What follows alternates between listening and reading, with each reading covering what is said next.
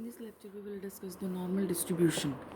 Normal distribution का हमारा जो फंक्शन होता है f of x is equals to define होता है 1 upon sigma under root of 2 pi e raise to power -1 upon 2 x minus of mu upon sigma whole square. यहाँ पे हमारे पास म्यू हमारे पास इसका मेन हो गया, सिग्मा हमारे पास इसका स्टैंडर्ड डेविएशन हो गया।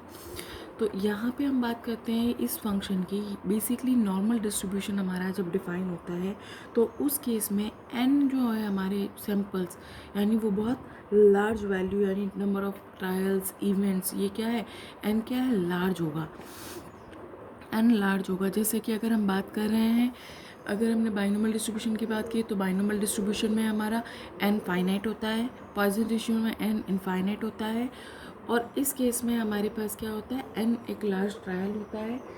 और दूसरी बात यहाँ पे जब हम बात करते हैं प्रोबेबिलिटी की तो प्रोबेबिलिटी क्या होगी, जस्ट टेंस टू हाफ होने की बात होती है, यानी 50% चांसेस होते हैं किसी भी प्रोबेबिलिटी का, मतलब कोई भी सक्सेस के लिए इवेंट होने के लिए और उसकी सक्सेस के लिए या उसकी फेलियर के लिए 50% चांसेस होते हैं। जबकि बाइनोमियल में हमारी जो प्रोबेबिलिटी है वो हमें फाइंड आउट करनी होती है। और पॉइजन में अगर हम बात करते हैं तो p टेंस टू इन 0 की तरफ होती है, यानी बहुत ही लेस प्रोबेबिलिटी होती है। ठीक है, नॉर्मल डिस्ट्रीब्यूशन है तो इसका जो कर्व डिफाइन होता है वो कैसे डिफाइन होता है, वो एक नॉर्मल डिस्ट्रीब्यूशन इस कर्व भी बोलते हैं इसको, या नॉर्मल कर्व भी बोलते हैं इसको, और इसको एज ए बेल शेप भी बोलते हैं। इसको इसलिए बोलते हैं क्योंकि ये माना जाता है कि यहाँ पे आपका क्या है म्यू, यानी यहाँ पे आपका एवरेज डिफाइन हो रहा है। तो एवरेज वैल्यू से अगर कम हुआ तो वो इस साइड डिफाइन होगा, एवरेज वैल्यू से ज़्यादा डिफाइन हुआ तो वो इस साइड डिफाइन होगा।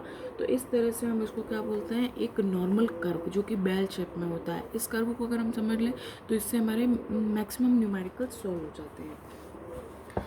इसके लिए कुछ प्रॉपर्टीज़ होती हैं।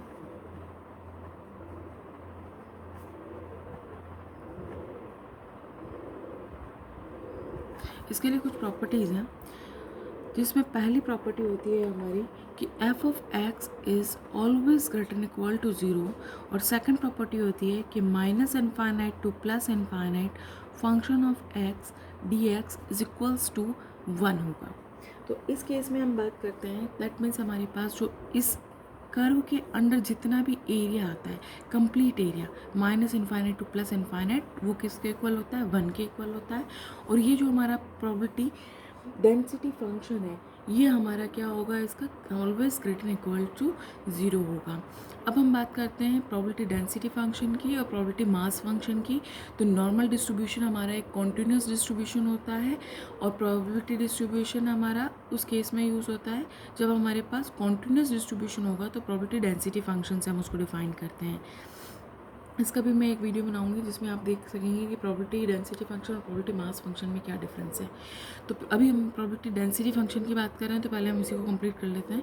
तो जो प्रोबेबिलिटी डेंसिटी फंक्शन होता है तो वहाँ पर हम इंटीग्रेशन यूज़ करते हैं। जैसे अभी तक आपने देखा होगा बाइनोमियल में पॉइजन में हमने समेशन यूज़ किया था, बट नॉर्मल में हम इंटीग्रेशन यूज़ करेंगे।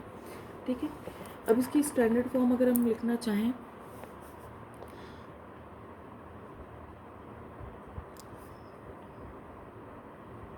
स्टैंडर्ड फॉर्म हमारे पास क्या हो जाएगी, f of z is equals to 1 upon under root of 2 pi e raise to power -1 upon 2 z square. ये हमारी क्या हो गई, इसकी स्टैंडर्ड फॉर्म हो गई, जिसके अंदर हम बात करते हैं तो हमारे पास capital Z is equal to क्या होता है x minus mu upon sigma. ये हमारे पास बहुत ही इंपॉर्टेंट कंडीशन है, इसी को यूज़ करके हम न्यूमेरिकल्स को सॉल्व करेंगे।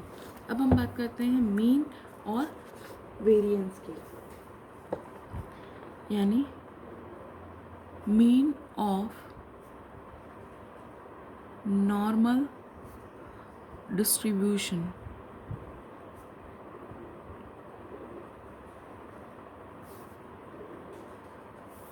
पहले हम मीन निकालेंगे उसके बाद वेरिएंस निकालेंगे।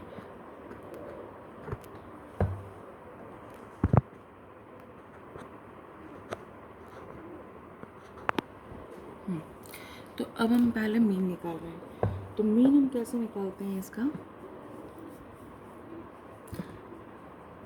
अर्थमेटिक मीन से भी लिखते हैं इसको। तो arithmetic mean is equal to हम यहाँ पे लिखते हैं integration minus infinite to plus infinite x f of x d x divide by minus infinite to plus infinite f of x d x. इसको कैसे लिखते हैं ये मैं बता देती हूँ आपको। इसको ऐसे क्यों लिखा है, जबकि आज तक तो हम हमेशा mu is equals to summation of x upon summation of f लेते हैं।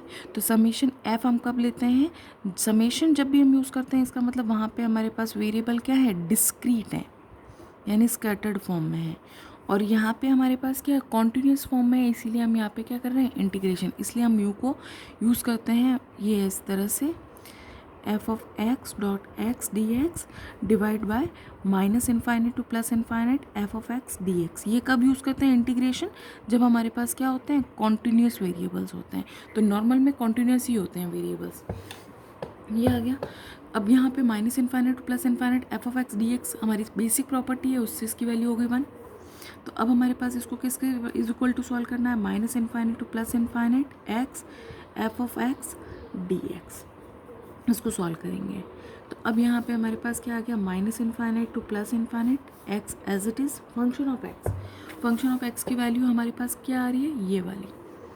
तो हमने पुट किया 1 upon sigma under root of 2 pi e raise to power minus 1 upon 2 x minus mu upon sigma whole square d x, ये आ गया। तो अब यहाँ पे 1 upon sigma root of 2 pi बाहर चला जाएगा, minus infinite to plus infinite x e raise to power minus 1 upon 2 x minus mu upon sigma whole square d x बचेगा। अब इसको सॉल्व करने के लिए हम एक काम करते हैं कि इसको इस टर्म को लेट कर लेते हैं।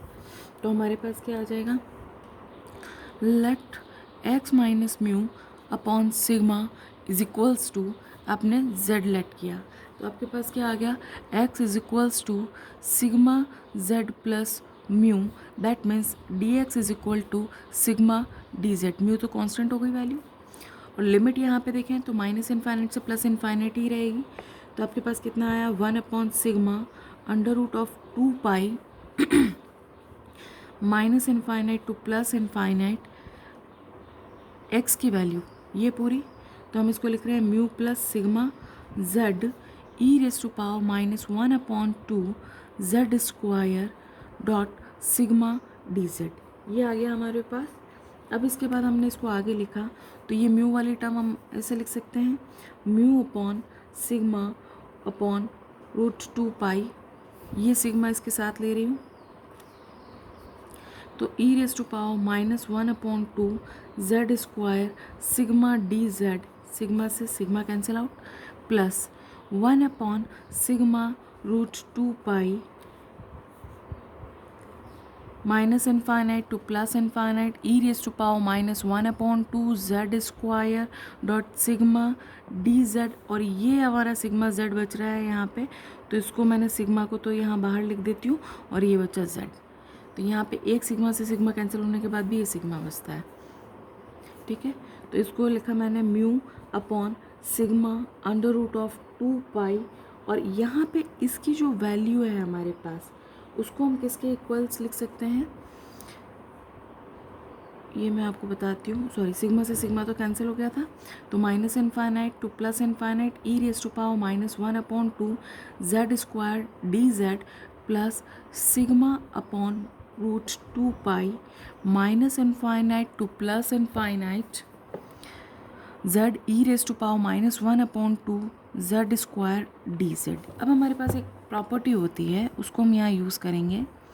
प्रॉपर्टी होती है हमारी minus infinite to plus infinite 1 upon under root of 2 pi e raise to power minus of z square by 2 dot d z is equals to, आप लिख सकते हो 1।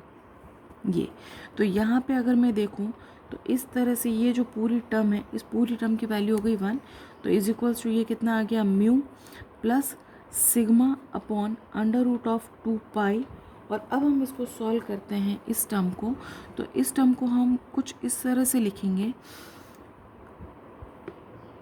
ई raise to power minus z square by 2, और मैं लिख दूँ d minus z square by 2। तो इस केस में भी हमारे पास वैल्यू, इसको जब आप सॉल्व करोगे D minus z square by 2 को, तो हमारे पास यही वैल्यू आ जाएगी।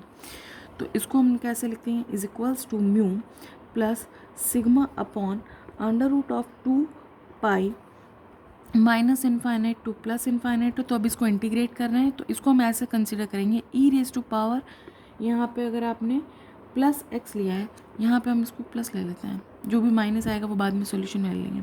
तो e raise to power minus of x dot d x, तो ई की पावर माइनस एक्स का इंटीग्रेशन क्या होता है, ई की power minus x upon minus 1। तो e raise to power minus of z square divide by 2 divide by minus of 1, ये आ गया। और लिमिट आ गई minus infinite to plus infinite. तो जब इसमें हम प्लस इनफाइनाइट पुट करेंगे तो e raise to power minus infinite की वैल्यू 0। जब हम इसमें माइनस इनफाइनाइट का स्क्वायर करेंगे तो प्लस हो जाएगा, e raise to power minus infinite की value 0।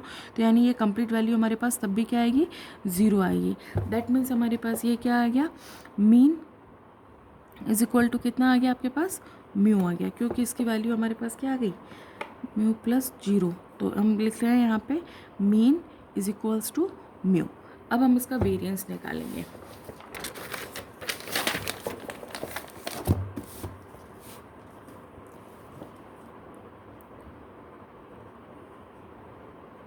Variance of normal distribution,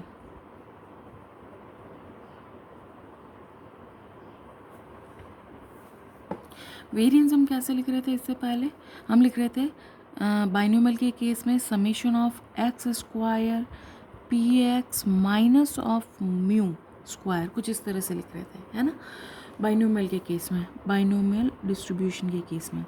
अब बात कर रहे हैं हम नॉर्मल डिस्ट्रीब्यूशन की। तो नॉर्मल डिस्ट्रीब्यूशन के केस में जब हम वेरिएंस लिख रहे हैं तो वेरिएंस इज इक्वल टू, यहाँ समीशन की जगह हम यूज़ करेंगे integration, minus infinite to plus infinite x square.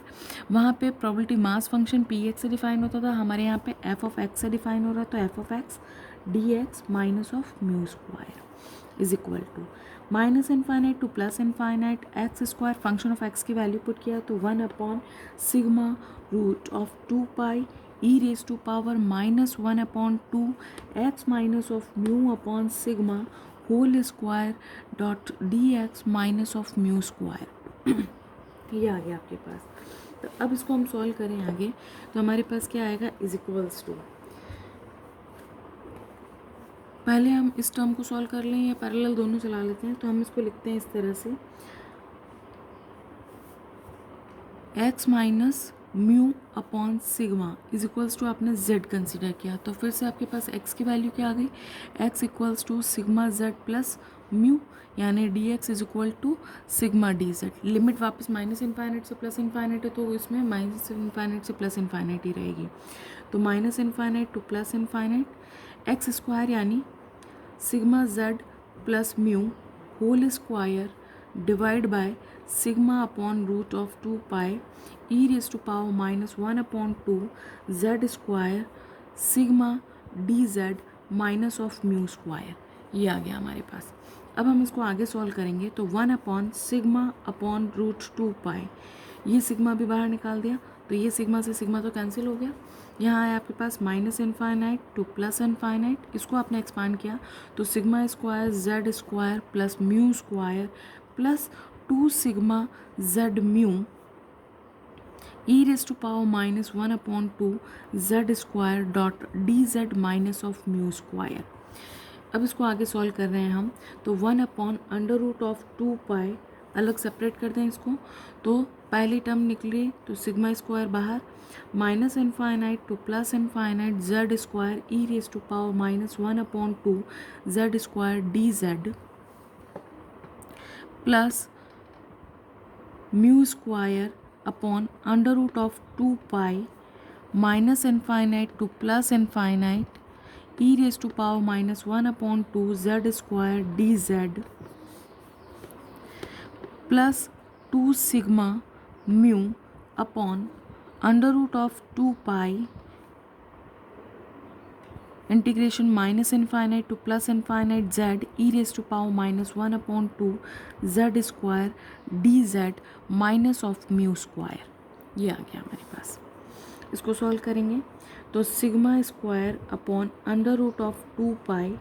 अब इसको सॉल्व करेंगे, पहले इस टर्म को सॉल्व करेंगे तो इसको हम कुछ इस तरह से लिख रहे हैं minus infinite to plus infinite e raise to power -1/2 z square.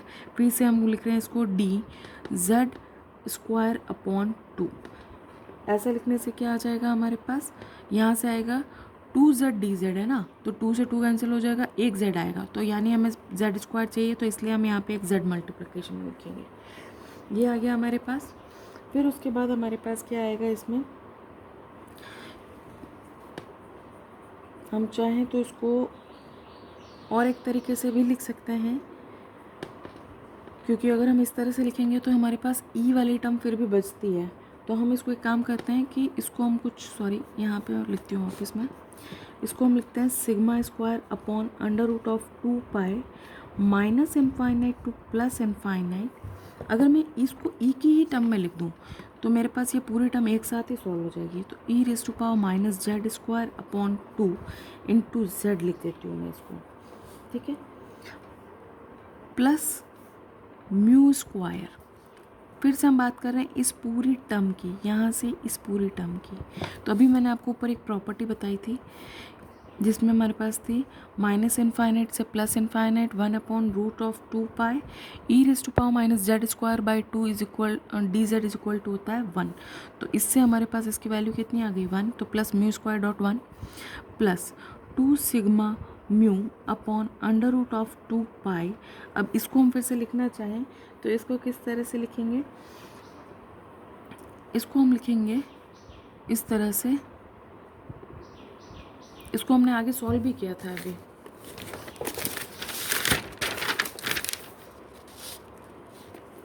ये z e raise to power -1/2 z square d z, तो इस पूरे की वैल्यू हमारे पास क्या आ गई थी, 0 आ गई थी। आप देखिए इसको हमने सॉल्व किया था तो इसकी वैल्यू 0 आ गई थी, तो इसलिए मैं यहाँ डायरेक्टली इसकी value is equal to 0 put कर रही हूँ, डॉट 0 ये आ गया। अब इज इक्वल्स टू और सॉरी ये minus mu square as it is, ये आ गया, ठीक है। अब हमारे पास कितना आ रहा है यहाँ पे, इसको जब हम आगे सॉल्व करेंगे तो हमारे पास आएगा minus sigma square upon under root of 2 pi. Minus इसलिए आ रहा है क्योंकि जब इसको डिफ्रेंशिएट करेंगे तो नेगेटिव साइन रिलीज होगा, इसलिए तो इसको हमने लिखा z e raise to power minus z square by 2 whole power minus infinite to plus infinite, क्योंकि plus mu square minus mu square cancel हो गया तो इसको मैं कुछ भी नहीं लिखूँ, plus mu square minus of mu square लिख देती हूँ, चलो ठीक है, इज इक्वल्स टू। अब यहाँ पे हम लिमिट पुट करेंगे, तो यहाँ पे अगर हम लिमिट पुट करने जाएँ तो हमारे पास दो फंक्शन बन रहे हैं। एक तो ये बन रहा था फर्स्ट फंक्शन, सॉरी यहाँ पे एक और टर्म हमारे मिसिंग है, प्लस फर्स्ट डॉट सेकंड से कर रहे थे आप, तो first term as it is, second का इंटीग्रेशन, फिर आपके पास क्या आता है माइनस, ठीक है, माइनस माइनस हो गया plus sigma square upon under root of 2 pi integration, first का डिफ्रेंशिएशन हुआ 1 और इसका इंटीग्रेशन किया तो e raise to power minus z square by 2 dot d z minus infinite to plus infinite, ये आ गया। तो यहाँ पे इसकी वैल्यू पुट करेंगे प्लस इनफाइनाइट माइनस इनफाइनाइट, तो दोनों ही केसेस में ये वैल्यू हो गई 0, म्यू स्क्वायर से म्यू स्क्वायर कैंसिल हो गया तो ये भी हो गया 0, प्लस सिग्मा स्क्वायर। अब आप देखिए यहाँ से फिर अगर हम इस प्रॉपर्टी को यूज़ करते हैं ये वाली, तो ये हो गया 1, यानी आपके पास वेरिएंस इज इक्वल टू कितना आया, सिग्मा स्क्वायर आ गया। तो ये आपके पास आ गया वेरिएंस। अब हम इस पे बेस्ड प्रॉब्लम्स को डिस्कस करेंगे। अब इस न्यूमेरिकल को सॉल्व करना है। A sample of 100 dry battery cells tested to find the length of the life produce the following results, यानी एक्स बार गिवन है, सिग्मा गिवन है, एक्स बार का मतलब मीन यानी म्यू गिवन है, सिग्मा गिवन है। Assuming data to be the normally distributed, normally distributed है, इसका मतलब हमारे पास z इज इक्वल टू क्या आ गया, x minus mu upon sigma. तो यहाँ पे हम लिखेंगे x माइनस म्यू की वैल्यू 12 अपॉन आपके पास कितना आ गया, सिग्मा की वैल्यू 3, ठीक है, ये आ गया। अब यहाँ पे x आपका क्या आ गया, बैटरी की जो लाइफ है वो आपकी x से डिफाइन हो रही है। फिर उसके बाद ये कह रहा है कि मोर देन 15 आवर्स के लिए आपको सॉल्व करना है, इसकी लाइफ चेक करनी है, लेस देन 6 आवर्स के लिए बिटवीन 10 and 14 आवर्स के लिए। तो सबसे पहला केस हम उठा रहे हैं, पहला केस है हमारा मोर देन 15 आवर्स, है ना। तो मोर देन 15 आवर्स यानी x की वैल्यू अगर आपके पास 15 है तो आप इसको कैसे लिखोगे, p x is greater than 15, कुछ इस तरह से लिखोगे। बट अगर मुझे इसको इन टर्म्स ऑफ z में कन्वर्ट करना हुआ तो यहाँ पे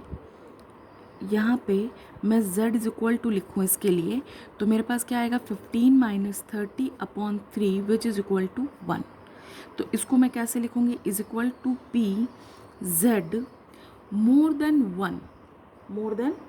1 इस तरह से लिख सकती हूँ, ठीक है। अब मोर देन 1 की बात कर रहे हैं, अब हमारे पास ये हो गया इसके लिए एक कर्व, ठीक है। तो जब हमने बात किया था कि मोर देन की बात करेंगे तो हम यहाँ से डेटा कैलकुलेट करेंगे, लेस देन की बात करते तो इस साइड करते, और बिटवीन की बात है तो इन दोनों के बीच की पार्ट की, ठीक है। पूरा एरिया हमारा अंडर द कर्व जो है वो 1 है, तो इसके इस साइड वाला जो एरिया है यानी 0 से इनफाइनाइट के लिए वो 0.5 है। सिमिलरली हम यहाँ से बात कर रहे हैं इधर से इधर माइनस इनफाइनाइट के लिए, तो ये भी हमारे पास क्या हो गया 0.5 हो गया। तो अब हम इसको कैसे लिखेंगे, देखिए z इज़ ग्रेटर देन 1, ये अगर 1 है आपका 1 से ग्रेटर, तो मैं अगर 0 से इनफाइनाइट वाले केस में से 0 से 1 वाला केस माइनस कर दूँ, यानी p 0 is less than of z less than of infinite minus of p 0 z of 1, तो उस केस में मेरे पास क्या आ जाएगी, z से 1 से ग्रेटर वाली वैल्यू आ जाएगी।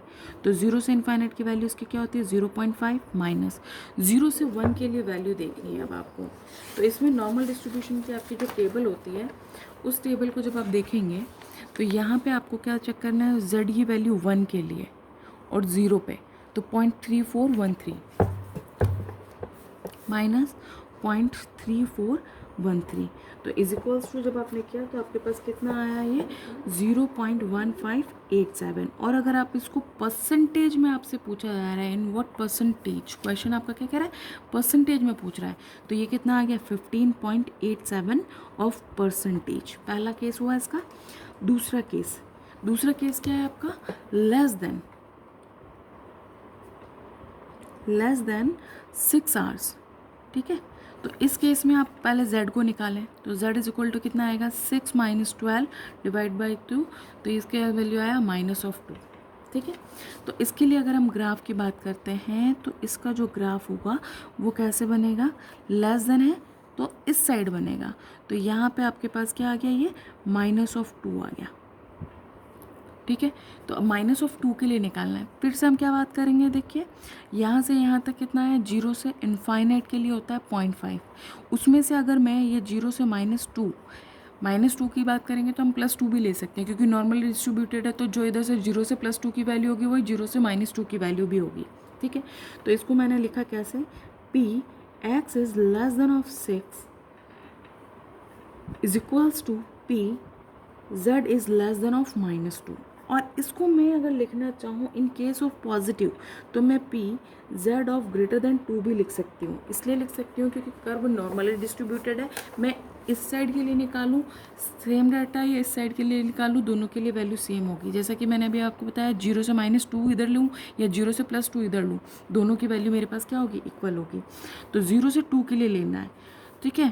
तो अगर 2 के लिए लेना है 2 से ग्रेटर, तो अब आप इसको कैसे लिखेंगे, is equal to p 0 z of infinite minus of p यहाँ पे 0 z ऑफ 2, 0 से इनफाइनाइट की वैल्यू 0.5, इसी तरह से उसकी वैल्यू निकालिए, हमारे पास कितनी आती है 0.477 ऑफ 2, ये हमें टेबल से वैल्यू मिलेगी। तो इज इक्वल टू आपके पास कितना आ गया, ये कंप्लीट सॉल्व होने पर 0.028228, तो इसको हमें परसेंटेज में लिखना है तो 2.28% हमारे पास आ गया। थर्ड हमारे पास आ रहा है इसका इसी तरह से। अब हमें क्या करना है, केस बिटवीन 10 एंड 14, ठीक है। तो बिटवीन 10 एंड 14 यानी इसका मतलब क्या हो गया, p 10 x और 14 इसके लिए लेना है, तो आपको दोनों के लिए z की वैल्यू निकालनी पड़ेगी। तो आप वैल्यू निकाल रहे हो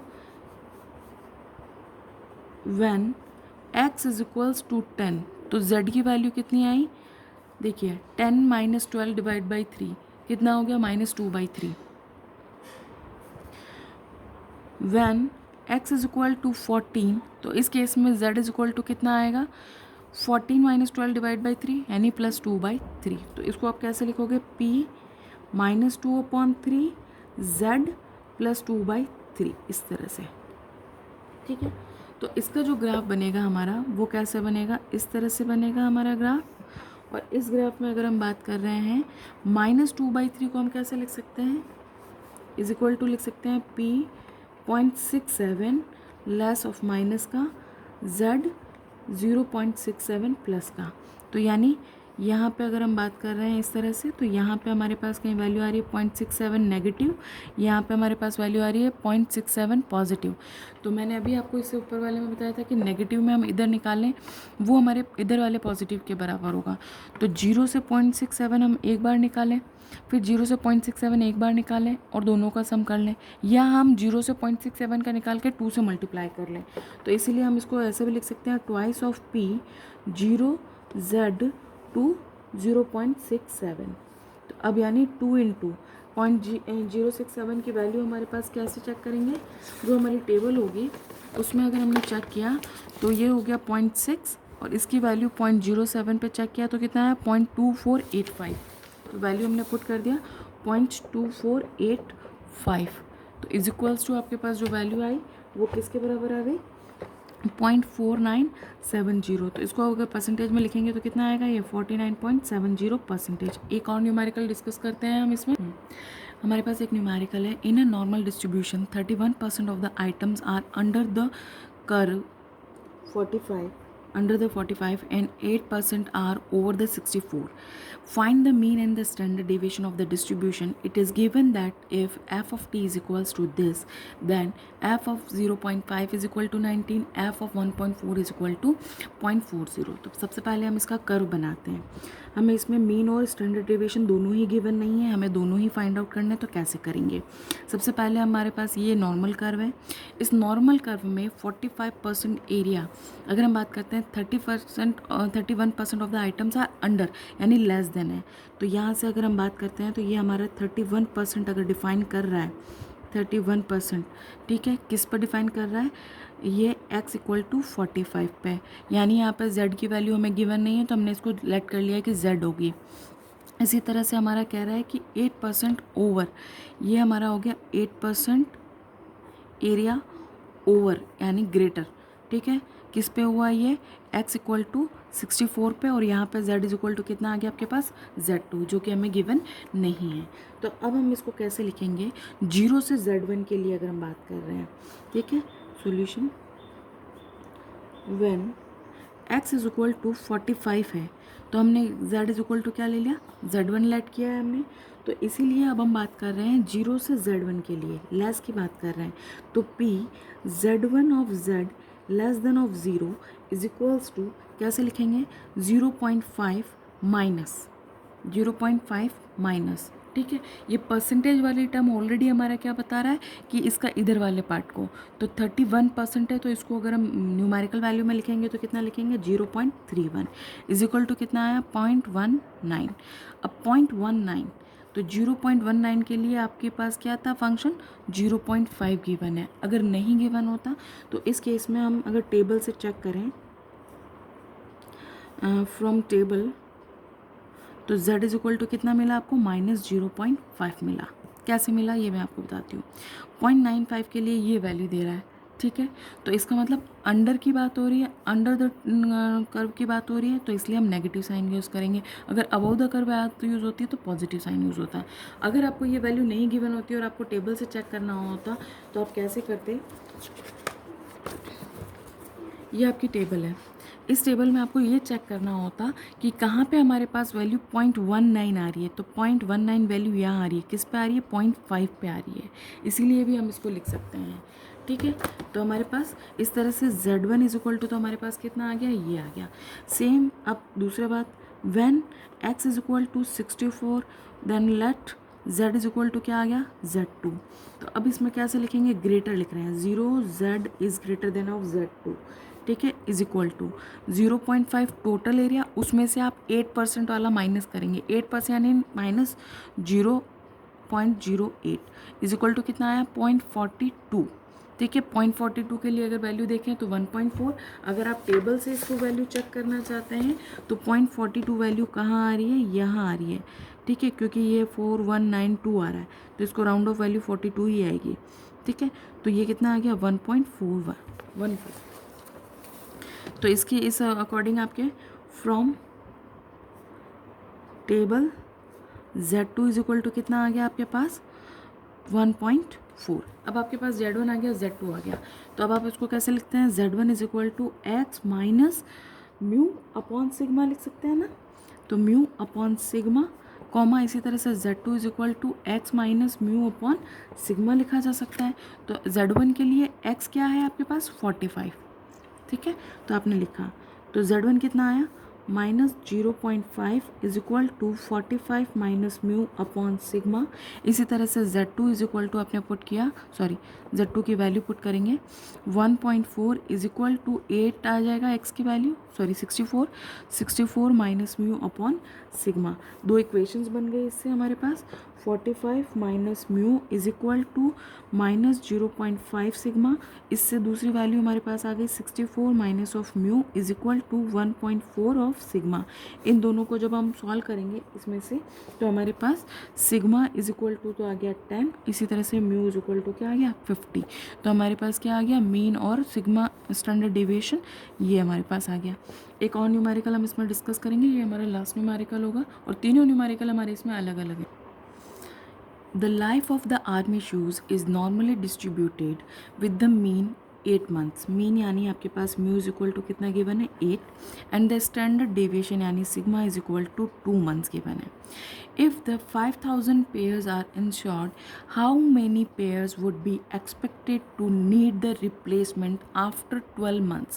यानी आपके पास 12 मंथ्स के बाद आपको कितने पेयर्स रिप्लेस करने की ज़रूरत है। यानी पहले हम ये चेक करेंगे कि कितने ऐसे हमारे पास शूज़ हैं जिनकी लाइफ मोर देन 12 आवर्स है।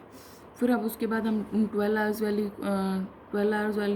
मंथ्स वाली को माइनस कर देंगे हमारे पास जो भी आएगा रिजल्ट उससे। अब चेक करते हैं, तो हमारे पास यहाँ पे z इज इक्वल टू हम निकाल रहे हैं x minus mu upon sigma से।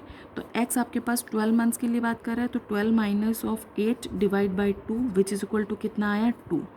यानी p z is greater equal to 2 के लिए वैल्यू ऑलरेडी हमें गिवन है, तो 0.0228 यानी मोर देन 2 मंथ्स की अगर हम बात करते हैं तो उस केस में हमारे पास ये आता है। तो 5000 पेयर्स थे, तो अब हम इसको कैसे लिखेंगे, number of pairs whose life is more than 12 months is equal to 5000 pairs थे, मोर देन ये आया तो इसको इनटू किया किससे 0.0228 से। ये वैल्यू किसके बराबर है 114 के। तो ये हमारे पास इतने 1114 पेयर्स हैं हमारे पास जो कि 12 मंथ से ज़्यादा चलेंगे। तो रिप्लेसमेंट कितने का होगा 5000 में से 114 को माइनस कर देंगे तो इतने हमारे रिप्लेस होंगे। तो इसके अकॉर्डिंग क्या होगा, pair of shoes needing replacement आपको चेक करना है, तो वो कैसे चेक करेंगे, 5000 टोटल है, उसमें से ये अमाउंट है ये हमारा क्या होगा आफ्टर 12 मंथ्स भी वर्क कर रहे हैं, तो वो कितना हो गया 4886। ये हमारे पास पेयर्स होंगे जो हमें रिप्लेस करने की ज़रूरत है। कब, आफ्टर 12 मंथ्स। ये हमारा हो गया नॉर्मल डिस्ट्रीब्यूशन कंप्लीट।